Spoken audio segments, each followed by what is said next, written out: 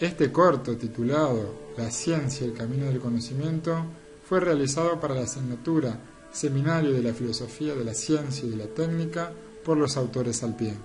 Los objetivos que deseamos alcanzar con este video son explicar las nociones básicas para analizar el pensamiento científico, que usted pueda reconocer las fuentes, clasificación e importancia de la ciencia, y por otro lado, comprender la relación entre la ciencia formal y la ciencia fáctica. Podríamos comenzar preguntándonos qué es un problema, e incluso encontrar muchas definiciones como la que vemos en pantalla. Sin embargo, debemos destacar que la historia humana está plagada de situaciones que muestran el interés del hombre por conocer ese mundo que lo rodea, haciéndose preguntas como ¿para qué? ¿Y por qué? ¿Y cómo es? ¿Y de dónde? El hombre primitivo, por ejemplo, intentó explicar los fenómenos que observaba a través de los mitos, vinculándolos, por ejemplo, con la divinidad y fuerzas misteriosas. Esa explicación se basaba en intentar resolverlo en función de lo que ya sabía. Este proceso de conocimiento es llamado método fenomenológico, y su característica más importante es que toma como punto de partida lo dado, y eso dado comienza a ser objeto de análisis. En todo conocimiento hay un sujeto y un objeto, como podemos visualizar en la imagen.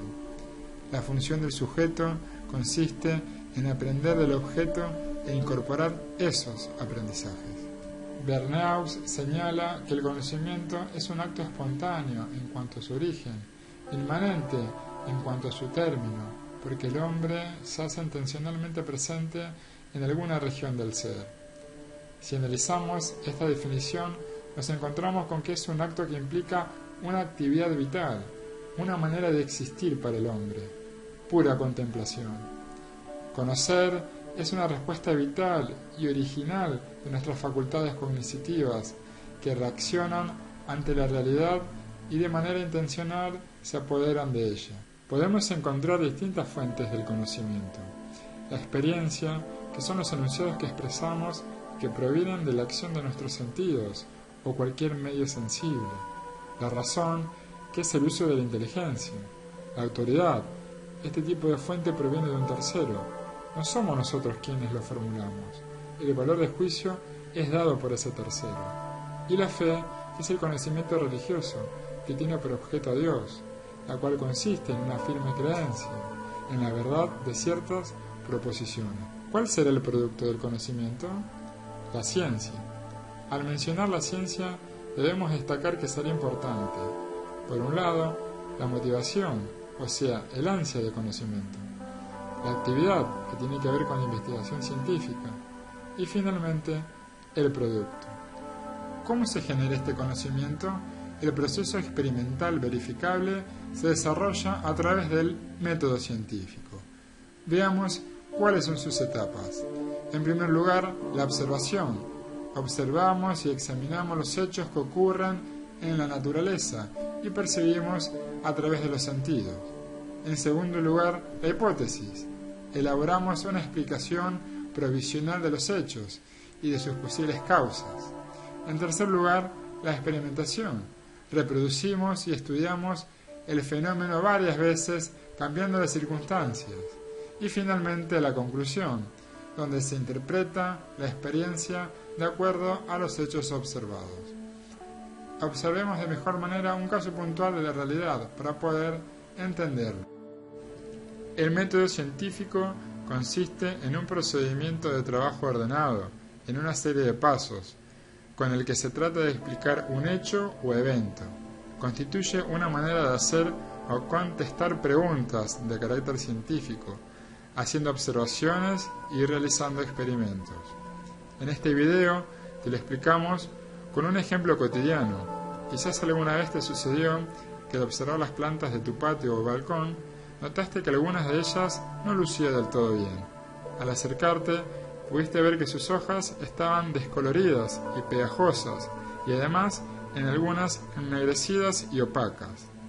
Debido a lo observado y a tus conocimientos previos, consultaste en internet y en libros, buscando información sobre el tema.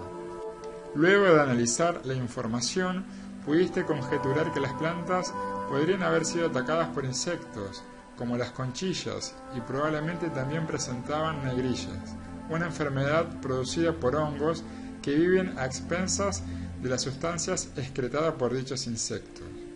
Para saber si estás en lo cierto, es decir, poner a prueba tu hipótesis, pensaste en obtener un producto para combatirlos. Una vez obtenido, trataste tus plantas afectadas con dichos productos y pasado el tiempo indicado del tratamiento, efectivamente observaste que tus plantas volvieron a verse relucientes, como siempre, con sus hojas verdes y suaves. En función de estos resultados, pudiste concluir que estabas en lo cierto, es decir, respaldaste la hipótesis de que tus plantas estaban infectadas con conchillas y negrillas. Sin embargo, debes tener en cuenta que esto fue solo una evidencia que avaló tu hipótesis. Podrías haber formulado muchas otras e intentado haber probarlas. Por último, todo descubrimiento debe ser válido y para ello es fundamental que se comuniquen los resultados. Clasifiquemos las ciencias.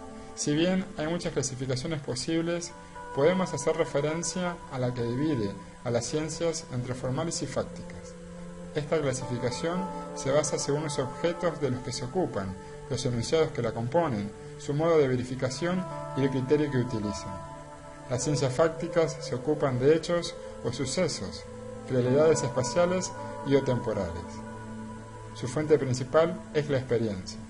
Por otra parte, las ciencias formales constituyen su objeto idealmente en la mente humana y su fuente es el razonamiento.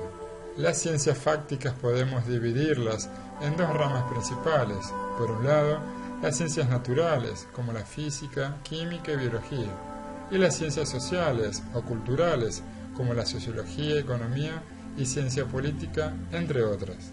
Entre las ciencias formales podemos encontrar la ciencia computacional teórica, la ciencia de la estadística, la ciencia de la lógica, la ciencia de la matemática, la teoría de la decisión y la teoría de la información, entre otras. ¿Cómo se relacionan? Por ejemplo, las proposiciones matemáticas decimos que son tautologías, porque son verdades formales cuya validez dependen solamente de las definiciones de los símbolos que contienen. En cambio, las proposiciones de las ciencias fácticas son contingentes, son proposiciones sintéticas cuyo carácter es contingente. La ciencia formal no habla de hechos, construye conceptos. La ciencia empírica habla de los hechos, extrae conocimientos generales para comprenderlos, explicarlos y predecirlos. ¿Qué pasa con la tecnología? Según Mario Bunge, es más que ciencia aplicada. En primer lugar, porque tiene sus propios procedimientos de investigación, adaptados a circunstancias concretas que distan de los casos puros que estudia la ciencia. En segundo lugar, porque toda rama de la tecnología contiene un cúmulo de reglas empíricas, descubiertas antes que los principios científicos, en los que, si dichas reglas se confirman, terminan por ser absorbidas. Podemos decir entonces que la ciencia y la tecnología constituyen un ciclo de sistemas interactuantes que se alimentan el uno al otro. Finalmente, podremos concluir diciendo que las ciencias formales ayudan a las fácticas. La ciencia, como indica Mario Bunge, es valiosa en sí misma, como clave para la inteligencia del mundo y del yo, y es eficaz en el enriquecimiento, la disciplina y la liberación de nuestra mente.